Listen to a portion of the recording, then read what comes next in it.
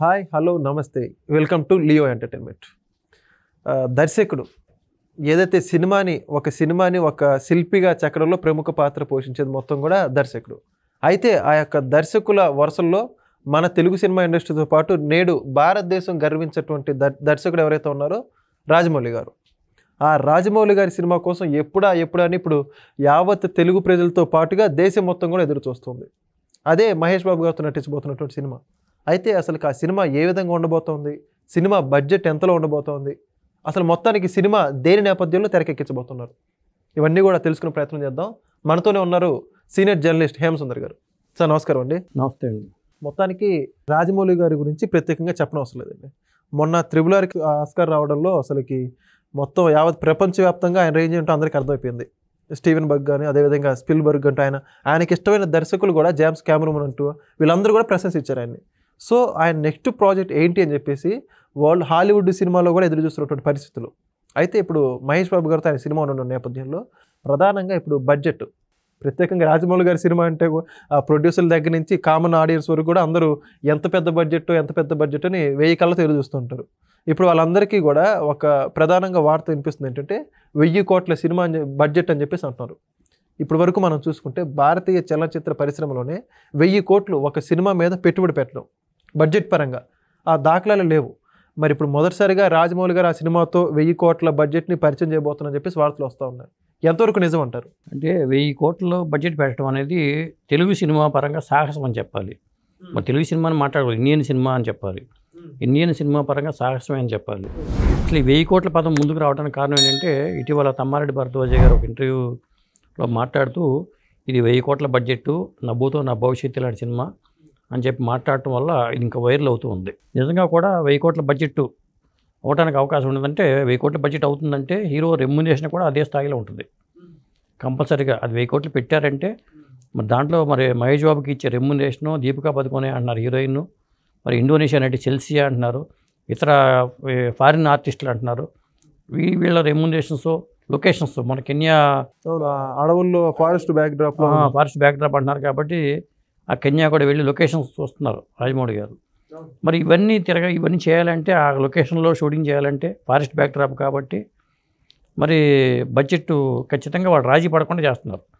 పైగా దీంట్లో వాళ్ళని కూడా ఇంటర్నేషనల్ ప్రొడక్షన్ కంపెనీలు ఇన్వాల్వ్ చేస్తున్నారు. ఆయన ఇక్కడ దుర్గాడ్స్ వాళ్ళు దీనికి నిర్మాతలుగా ఉన్నా కానీ ఇప్పుడు బాలీవుడ్తో టైప్ పెట్టుకుంటారు, హాలీవుడ్తో టైప్ పెట్టుకుంటారు. అది పెట్టుకుంటే తప్ప సస్టైన్ పెట్టలేరు, అంత బడ్జెట్ పెట్టలేరు. ఏదైనా 4-5 కానీ ఇంతమంది కలయికుంటే కానీ ఆర్థికంగా దీన్ని ముందు తీసుకెళ్ళారు. క్రౌడ్ ఫండింగ్ అంటాం కదా, ఆ క్రౌడ్ ఫండింగ్ టైప్లో వెళ్ళాల్సింది తప్పితే, ఎందుకంటే ముందు అసలు 1000 కోట్ల బడ్జెట్ ఎంతవరకు గిట్టుబాటు అవుతుంది అనేది కూడా ఆలోచిస్తారు కదా. ఒక తెలుగు దర్శకుడి మీద ఇంత బడ్జెట్ పెడుతున్నారంటే ఎంత నమ్మకం ఉండాలి. ఆ నమ్మకాన్ని రాజమౌళి గారు సంపాదించుకోగలిగారు. అది ముందేంటంటే అంత నమ్మకాన్ని సంపాదించుకోగలిగారు ఆయన. అది మనం హ్యాట్సాప్ చెప్పాలి ఆయనకి. అయితే ఎవరు సాహసించరు కదా. ఇవాళ మనం ఒక సినిమా చేద్దామని అడిగితే నీ మీద 2 కోట్లు పెడుతున్నావు, నువ్వు ఎంతవరకు గ్యారెంటీ ఇవ్వగలవు అని అడుగుతారు. మరి ఆయన ప్రూవ్ చేసుకున్నాడు కాబట్టి వాళ్ళ 1000 కోట్లు పెడతామంటున్నారు. నాకు తెలిసి రాజమౌళి గారి మీద ఎంత అంటే అంత సిద్ధంగా ఉంటారు. దాని సినిమా అసలు ఆయన ఒప్పుకోవడమే ఇది అంటారు. ఇప్పుడు ఆయన ఇండియన్ నెంబర్ 1 దర్శకుడు అంటానికి లేదు, హాలీవుడ్ దృష్టిలో పడిపోయిన దర్శకుడు అని చెప్పాలి. అందువల్ల ఇప్పుడు ఈ సినిమా 1000 కోట్లు పెడితే ఎంత రాబడుతుంది అనేది ఒక లెక్క. 1000 కోట్లు పైన పెట్టారంటే ఇప్పుడు 500 కోట్లు పెట్టి 1000 కోట్ల క్లబ్లోకి వెళ్ళిందా లేదా అని చూస్తున్నారు మన వాళ్ళు. 300 కోట్లు పెట్టి కూడా 1000 కోట్ల క్లబ్లోకి వెళ్ళిందని చూస్తున్నారు. మరి 1000 కోట్లు పెడితే మరి 3000 కోట్లు రాబట్టగలగాలి, అంతే కదా. ప్రపంచవ్యాప్తంగా 3000 కోట్లు రాబట్టగలిగితేనే, అంత సత్తా ఉంటేనే గిట్టుబాటు అవుతుంది. మరి ఇది పెద్ద సాహసం కదా, రిస్క్ కూడా కదా చెప్పాలంటే. ఏ స్థాయిలో ప్రమోషన్స్ చేయాలి, ఏ విధంగా సినిమాని తీసుకెళ్ళాలి అనేది చాలా అంచనాలు ఉంటుంది. అదంతా చాలా ఒత్తిడి పెరుగుద్ది. ముందు డైరెక్టర్ మీద బడ్జెట్ పెరిగే కొద్దీ, ఇమేజ్ పెరిగే కొద్దీ ఒత్తిడి పెరుగుద్ది. అటు మహేష్ బాబు మీద పెరుగుద్ది, రాజమౌళి మీద పెరుగుతుంది. ఇప్పుడు దంగల్ సినిమా 2000 కోట్లు వసూలు చేసింది, ఆ తర్వాత బాహుబలి 2 ఉంది అని చెప్తూ ఉంటారు కదా జనరల్గా. ఇప్పుడు రాజమౌళి సక్సెస్ అయితే మాత్రం 3000 కోట్లు లేదా 2500 కోట్లు, 2700 కోట్లు వసూలు చేస్తే అది పెద్ద రికార్డుగా మనం చూడాల్సిందే. అంటే ఈ సినిమా ప్రధానంగా ఇప్పుడు ఫారెస్ట్ యాక్షన్ బ్యాక్డ్రాప్లో నిర్మించబోతున్నట్టు ఇప్పుడు రాజమౌళి గారు అనేక సందర్భాల్లో చెప్పడం జరిగింది. ఆయన వెళ్ళినటువంటి లొకేషన్స్ కావచ్చు, కెన్యా అడవుల్లో, అదేవిధంగా మహేష్ బాబు గారి లుక్ కూడా ఈ రకంగా చెప్పుకొచ్చారనమాట. నిజంగా ఈ యొక్క ఫారెస్ట్ బ్యాక్డ్రాప్లో తీయడం హాలీవుడ్ రేంజ్లో అంటే ఎక్కువగా వాళ్ళ అడవుల్లో ఇట్లా ఈ సీన్స్ ఎక్కువ ఉంటాయి సన్నివేశాలు. జంతువులు ఉంటాయి. రాజమౌళి గారి సినిమా అంటే కంపల్సరీగా జంతువులు ఉంటాయి. అది లేకుండా ఉండదు. మొన్నే సింహం పక్కన ఆయన నిలబడి ఉన్న ఫోటో ఒకటి బయటకు వచ్చింది, ఏదో ఒక ఇమేజ్ బయటకు వచ్చింది, అది పెద్ద వైరల్ అవుతుంది. అంటే 18వ శతాబ్దంలో జరిగే కథగా చెప్తున్నారు. అది ఒక వరల్డ్ ట్రావెలర్గా ఆ పాత్ర ఉంటుంది, మహేష్ బాబు పాత్ర అని చెప్తున్నారు. లైట్గా గడ్డ ఉండే లుక్ మాత్రం బయటికి రివీల్ అవుతూ ఉంది. సాధారణంగా ఇప్పటికే చాలామంది జూనియర్ ఆర్టిస్టులు చాలామంది ఉంటారండి దీంట్లో. వాళ్ళు ఎట్లా నటించాలనే మీద వాళ్ళకి ట్రైనప్ చేసుకుంటారండి ఇప్పుడు. ఇవన్నీ జరుగుతున్నాయి. మరి రాజమౌళి గారు ఏ టెక్నాలజీని ఉపయోగిస్తున్నారు, దానికి సంబంధించిన ట్రైనింగ్ కూడా రాజమౌళి గారికి వెళ్ళారు. ఎందుకంటే మనం నేర్చుకోకుండా మనం ఏది చేయకూడదు, కొంత అవగాహన ఉండాలనే ఉద్దేశంతో ఆయన ఈ కోర్సు చేశారని సమాచారం. మరి ఈ లెక్కన ఎంత జాగ్రత్తలు తీసుకున్నాడు. ఇంత లేట్ అయింది కదా, RRRకి దీనికి మధ్యలో చాలా గ్యాప్ వచ్చేసింది. సాధారణంగా సినిమా షూటింగ్లో ఉంటేనే రాజమౌళి గారి సినిమా ఎప్పుడు వస్తుందా అని ఎదురు చూస్తుంటారు. సినిమా గ్యాప్ టైం అనేది చెప్పలేము. సినిమా మీద అంత కసరత్తులు చేయాల్సిందే. ఎందుకంటే ఎప్పుడైనా సరే ఊరికి ఆషామాషిగా ఏదో సినిమా చేసేద్దాం, అవకాశం వచ్చింది మనం వదిలించుకుందాం అని కాకుండా, ఎందుకంటే దీంట్లో నిర్మాణ భాగస్వామ్యంలో వీళ్ళు కూడా పాలు పంచుకుంటుంటారు. ఎందుకంటే రెమ్యునరేషన్ పరంగా తీసుకోవాలంటే అది ఎంతంత రెమ్యునరేషన్ తీసుకోవాలి, ఎవరు ఎంత తీసుకోవాలి అనేది లెక్కలు ఉండదు. కాబట్టి ఇదంతా ఒక షేర్స్ రూపంలోనో ఒక భాగస్వామ్య రూపంలోనో చేసుకోవాల్సిందే.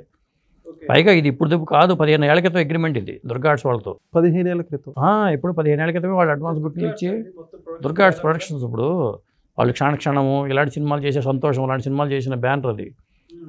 ఎస్ గోపాల్ రెడ్డి గారు, కేఎల్ నారాయణ గారు వాళ్ళ బ్యానరు, వాళ్ళతో కమిట్మెంట్ ఉంది.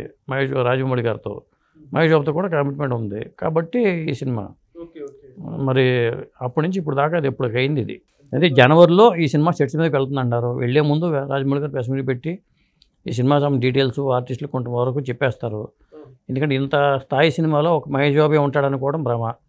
ఇంకా పెద్ద ఆర్టిస్టులు చాలామంది ఉండే అవకాశం అయితే కంపల్సరీగా ఉంటుంది. హాలీవుడ్ను కూడా నటినట్లు దింపే అవకాశం ఉంటుంది. కనీసం క్యామియో రోల్స్లోనే పెద్ద స్టార్స్ చూడొచ్చాము, చెప్పలేము.